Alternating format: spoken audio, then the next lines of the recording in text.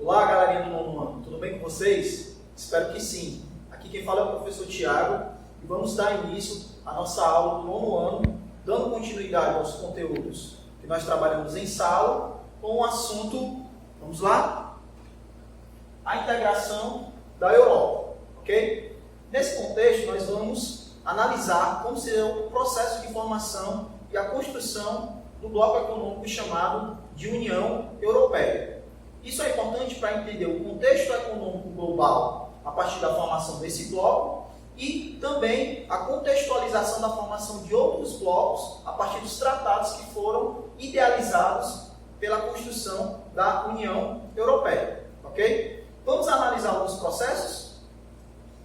Bem, uma pequena introdução para nós entendermos como se caracteriza o processo de formação da União Europeia é entender principalmente a integração entre os países, ok? Sobretudo com objetivos específicos, no qual eles aliam aí um direcionamento, sobretudo no contexto social, no contexto político e também no contexto econômico, ok? Então, a formação do processo da União Europeia se deu a partir da própria formação da União Europeia a partir da Comunidade dos Estados Independentes, que são organizações, integrações entre os países europeus. Beleza? Aí aqui nós temos no mapa, como nós já havíamos trabalhado dentro do contexto da regionalização europeia, o mapa da Europa. Ok? Então nós vimos o contexto regional, agora nós vamos analisar o contexto da formação do bloco econômico União Europeia.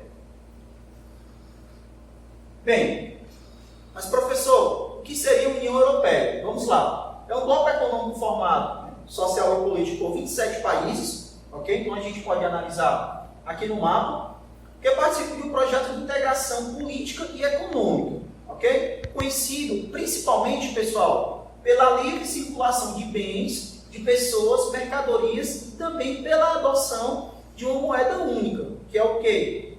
O euro. Okay? Então, os países adotam uma moeda única, principalmente para quê? Para facilitar as transações e a circulação econômica dos determinados territórios que adotaram a chamada zona do euro, que é a zona de circulação desta moeda.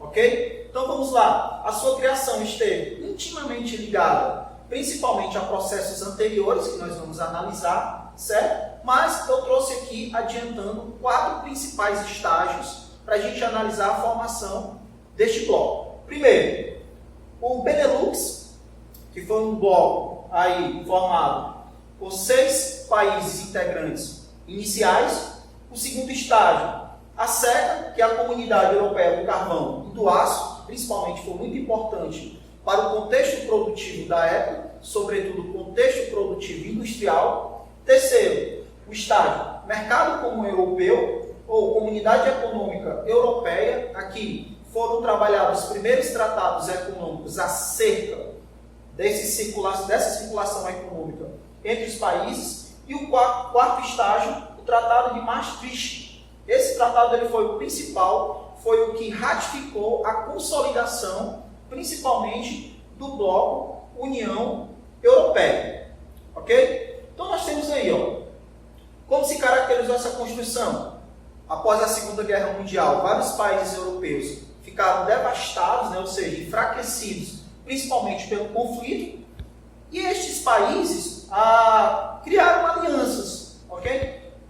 E acordos que visavam o quê? A reconstrução e a recuperação, pessoal, destes países, ok? Só que eu tenho uma vírgula aí e um detalhe bem específico, ok? O Plano Marshall pelos Estados Unidos foi um plano de empréstimo econômico, como se fosse um empréstimo, um valor econômico para essas potências mundiais se reestruturarem e não criar aí uma característica incomum entre os países no que diz respeito ao contexto econômico. Lógico, esses países eles saíram enfraquecidos tanto na forma territorial, política e econômica, mas também quando o contexto de grandes potências mundiais, ok? Então esses acordos visaram economia, visaram política e visaram também acordos militares. Estes, bastante importante, por quê? Justamente para manter a paz entre as potências que até então fizeram parte da Segunda Guerra Mundial. Então, inicialmente, 6 países fizeram parte desse bloco: França, Itália, Alemanha, Bélgica, Holanda e Luxemburgo, ok? Então, estes países foram os pioneiros a caracterizar esse processo de construção da União Europeia. Aqui eu tenho um mapa com todos os países integrantes, ok? E também é importante frisar os objetivos da formação da União Europeia, pessoal, ok? Aqui eu tenho um dos símbolos da União Europeia e eu tenho 6 principais objetivos. Vamos lá elencar cada um deles, galera? Beleza? Primeiro, estabelecer uma união cada vez mais estreita entre os povos europeus, daí a livre circulação de pessoas entre esses países, ok? 2, consolidar a defesa em paz e liberdade, aqui principalmente pelos tratados de acordos militares, melhorar as condições de vida e de trabalho dos seus povos, sobretudo a partir dos acordos econômicos, aprofundar a solidariedade entre os povos, respeitando sua história, cultura e tradições, né? Principalmente aí pelas próprias etnias que compõem o contexto étnico europeu. E 6, estabelecer relações comerciais a partir da adoção de políticas econômicas e a chamada zona do euro, ok? Só lembrando, pessoal, o euro também tem uma importância no contexto internacional, não somente o dólar, certo? Mas, sobretudo, a partir da circulação econômica naquela área. Beleza? Vamos dar continuidade? Ok, galera. A origem da União Europeia. Beleza? Então, vamos lá. A necessidade de estabilização política e econômica de uma Europa instável e debilitada após a Segunda Guerra Mundial foi um fator preponderante para quê? Para a construção histórica da União Europeia. Nessa construção histórica, nós temos que analisar o contexto da União Europeia, no qual nós temos Benelux, que é a Bélgica, Holanda e Luxemburgo, em 1944, principalmente com o fim das barreiras alfandegárias. Só que são barreiras alfandegárias. Barreiras alfandegárias são barreiras que são colocadas por países, né? Lembrando que essas barreiras, elas são barreiras que cobram um imposto em uma determinada circulação de mercadorias. Quando essa mercadoria ela entra no território, por isso que é chamada de barreira, né? E essa barreira ela é caracterizada a partir de um valor específico pautado em um imposto trabalhado pelo governo, ok? O segundo ponto, galerinha, nós temos antecedentes à Comunidade Europeia do Carvão e do Aço, século 1951, e aí nós temos Benelux, que são aqueles países, Bélgica, Holanda e Luxemburgo, França, Alemanha e Itália. Estes foram muito importantes na produção e distribuição do carvão e do aço, que era a principal matéria-prima daquele momento. Ok? Professor, e o petróleo? Ele entra em outro contexto, certo? Outra característica, pessoal, que nós temos que entender é o Tratado de Roma. Okay? O Tratado de Roma e a Comunidade Europeia do Carvão e do Aço passou a denominar-se Comunidade Econômica Europeia, a partir desse tratado. E esse tratado ele objetivava qual contexto? A prévia de livre circulação de mercadorias, capitais, serviços e pessoas entre os países membros, tá, pessoal? Os países membros, ele possui essa característica. Professor, então como é que isso reflete no território? Bem, as pessoas, elas, além de ser cidadãos do seu determinados territórios ou país, ela também é cidadã europeia, cidadãs europeus, chamado, ok? Por isso que eu tenho uma circulação de livre pessoas naquele território, certo? Outro elemento principal de análise na formação da consolidação da União Europeia, pessoal, vamos lá?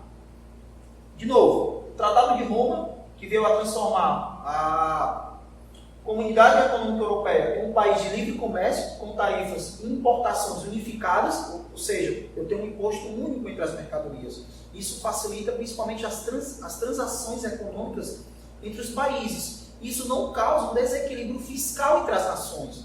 Então, isso pode propiciar uma arrecadação não igualitária, mas talvez equitativa entre estes países. Ok? Essa é a finalidade do bloco econômico, pessoal. Certo? Mais à frente nós vamos analisar esses blocos e a gente vai entender como se caracteriza cada um deles, os seus contextos. Ok? Vamos lá. Nós temos o Tratado de Maastricht, que é o quê? Que foi assinado pelos países membros do Mercado Comum Europeu, ok? E ele tem o quê? Um objetivo de reforçar a integração europeia por meio de uma moeda única, como nós havíamos comentado no slide anterior. Beleza? Que é um sistema único de defesa, ok? Defesa no sentido de quê? De todos os aspectos, certo? Seja ele econômico, político e social, isso reflete no território, ok? Vejam aí com a complexidade da organização desse bloco, principalmente nessa nação europeia, que é uma nação dita desenvolvida, mas com características específicas a partir de seus territórios, ok?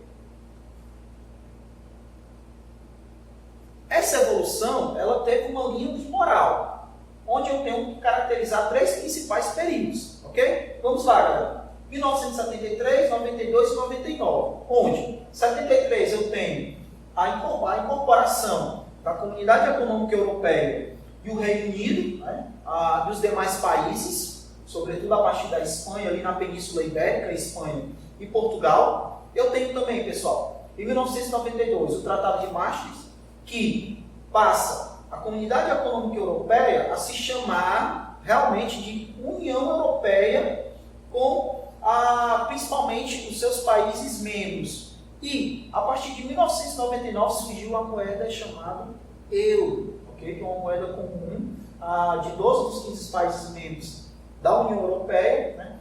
E apenas Dinamarca, Suécia e Reino Unido não adotam o euro. Eles adotam o quê, professor? Eles adotam a moeda única de seus países, ok? São moedas bastante valorizadas e fortificadas economicamente, ok? Lembrando, mas elas não têm valor internacional, assim como o euro e o dólar, ok? Vamos lá? E para ingressar na União Europeia, eu preciso de quê? Eu preciso de 3 pontos, lógico. Ser um país europeu, ok? Mas ter uma economia desenvolvida, então todos os países que fazem parte aqui do bloco União Europeia são países desenvolvidos? Com certeza, tá, pessoal? Manter um regime político democrático, ok? Então, aí entra outro contexto que a gente pode discutir posteriormente. Respeitar, sobretudo, os direitos humanos, ok? Isso aqui também é outro contexto que a gente pode analisar, ou nós podemos analisar juntos posteriormente. Beleza? Quais são os objetivos da União Europeia? Nós temos 3 principais. Livre circulação de quê, professor? Vamos lá. Pessoas, serviços, capitais, bens. Ok? Então, eu tenho total liberdade para circular com esses elementos dentro da chamada zona do euro. Políticas comuns, aí eu tenho ambiente, emprego, pesca, agricultura, comércio exterior, indústria, justiça, cultura, segurança, desenvolvimento regional. Isso tudo está mais caracterizado para o contexto social, ok? E a cooperação, lógico, se eu tenho 27 países membros, estes devem ter políticas cooperativas para se trabalhar políticas que envolvam esses 3 contextos, ok? Então vamos lá. Uma cooperação científica, uma cooperação tecnológica, uma cooperação econômica e, sobretudo, pessoal, uma humanitária, certo? Então, professor, então é um bloco perfeito? Não. Existem aí alguns percalços que nós vamos analisar nas próximas aulas.